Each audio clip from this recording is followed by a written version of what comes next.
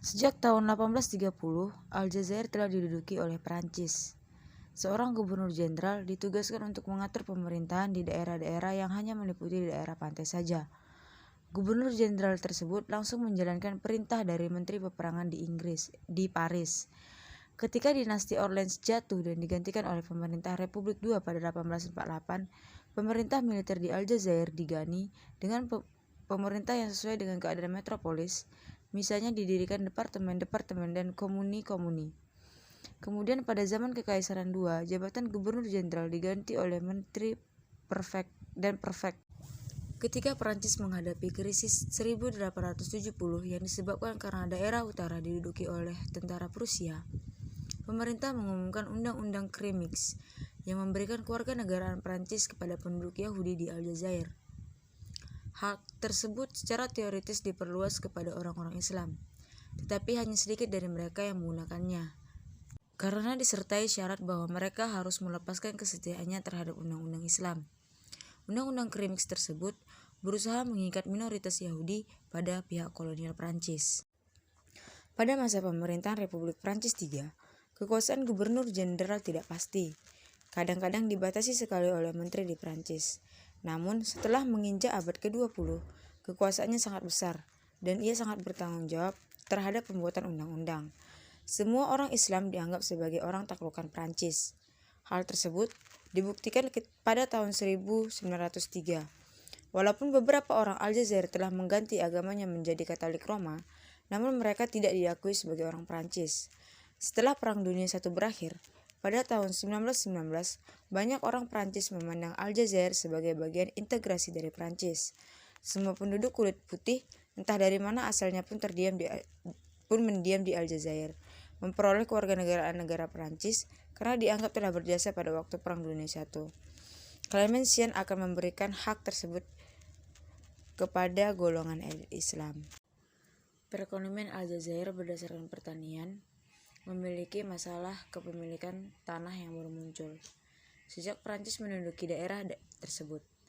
Pada tahun 1841, Jenderal Buget memberi nasihat agar tanah-tanah yang subur airnya cukup diambil saja oleh kaum kolonis, tanpa menghiraukan pemiliknya yang terlebih dahulu.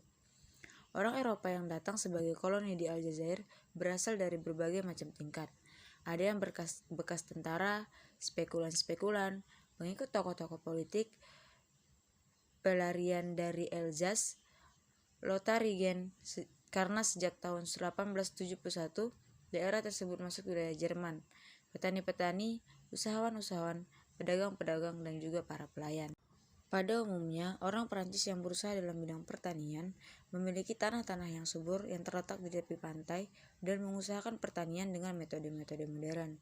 Sebaliknya, penduduk Bumi Putra mengusahakan pertanian dengan cara-cara tradisional di tanah-tanah yang tidak subur.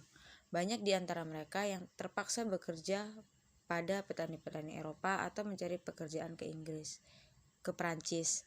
Bertambahnya penduduk secara cepat menimbulkan masalah bagi orang-orang Aljazair.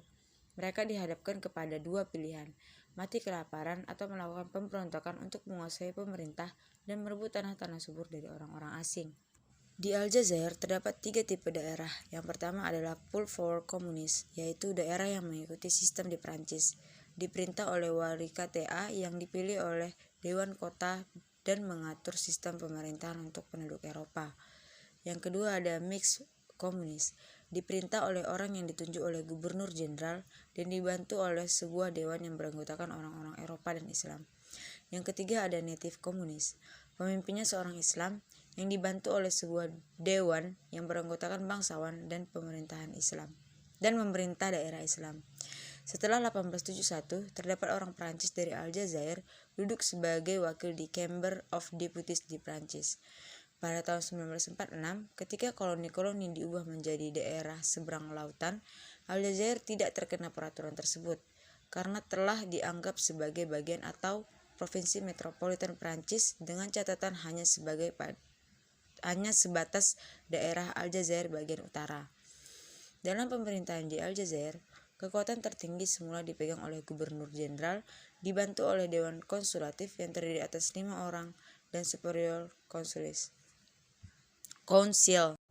Kemudian terjadi perlawanan-perlawanan lokal, pengambilan tanah-tanah adat pada tahun 1870-an, keterlibatan masyarakat Aljazair sebagai war effort dalam Perang Dunia II, pembantaian massal di Provinsi Sétif pada 1946, dan gerilya kemerdekaan sejak 1954.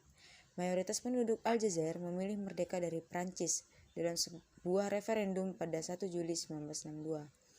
4 hari kemudian, Presiden de Gaulle mengumumkan Aljazair merdeka. Kemerdekaan Aljazair merupakan kehilangan pahit bagi Prancis, namun berbeda dengan wilayah jajahan Prancis lainnya. Aljazair tidak hanya diperlakukan sebagai jajahan, namun juga sebagai provinsi.